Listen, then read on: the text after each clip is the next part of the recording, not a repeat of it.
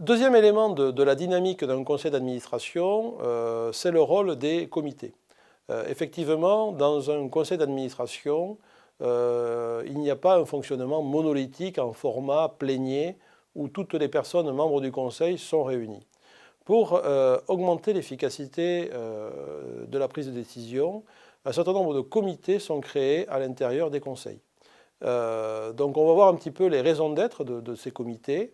On va voir également qu'il y a certains comités qui sont imposés par la réglementation et que l'on va retrouver systématiquement.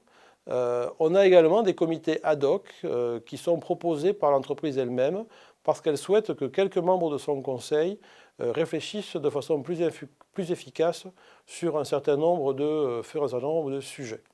Alors, revenons sur les raisons d'être de ces comités du Conseil. Comme je le disais, c'est difficile de travailler en plénier et de préparer les décisions en plénier. Et donc, pour améliorer la qualité de la préparation des décisions en amont des réunions du Conseil, eh bien, un petit groupe d'administrateurs, on reviendra sur la composition après, un petit groupe d'administrateurs va réfléchir sur les documents à produire et sur les décisions à proposer et ils exposeront après pour validation lors de la réunion du conseil plénier. Des réunions donc spécifiques de ces comités viennent s'ajouter aux réunions du conseil d'administration ou du conseil de surveillance. Et donc, comme je vous le disais, hein, certains comités sont imposés par la réglementation et doivent être absolument mis en place par l'entreprise.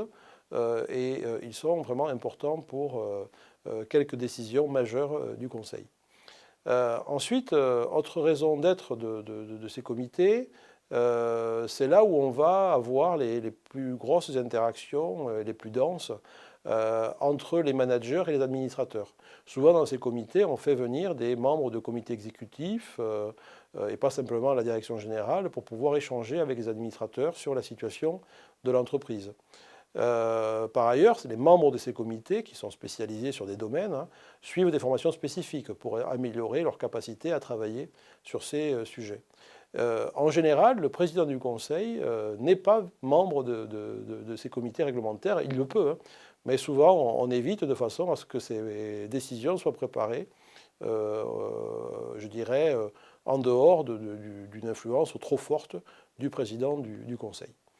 Alors, les comités réglementaires, donc ceux qui sont imposés par la loi, on va retrouver le comité d'audit et des risques. Alors, ce comité de risque, soit vous avez un seul comité qui regroupe les deux activités, soit vous avez deux comités distincts, donc un comité d'audit et un comité des risques. Il doit être composé, en particulier pour les sociétés cotées, d'une majorité d'administrateurs indépendants. Il est présidé par un administrateur indépendant dont on a vérifié qu'il avait une compétence dans la certification des comptes et de la comptabilité.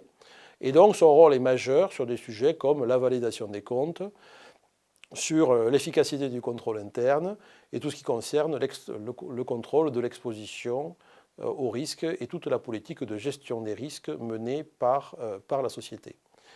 De l'autre côté, vous avez le comité des rémunérations et des nominations qui, à nouveau, peut être réuni au sein d'un seul comité ou qui peut être séparé en deux comités.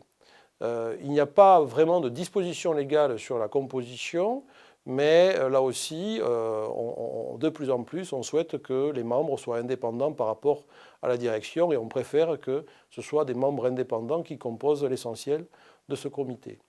Il va avoir pour mission de proposer les conditions de rémunération des dirigeants et du président du conseil, ainsi que des membres du conseil.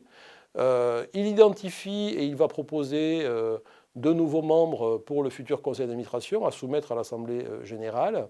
Il va aussi faire un premier tri dans les candidatures de dirigeants qui seront les futurs dirigeants de l'entreprise. Donc vous le voyez, des sujets quand même qui sont extrêmement stratégiques, que l'on va détailler d'ailleurs dans le module 3. Il y a également un certain nombre de comités ad hoc qui sont proposés. Alors dans ces comités ad hoc, bien là c'est très divers. Ils sont constitués à l'initiative du conseil et en fonction des sujets d'intérêt pour l'entreprise.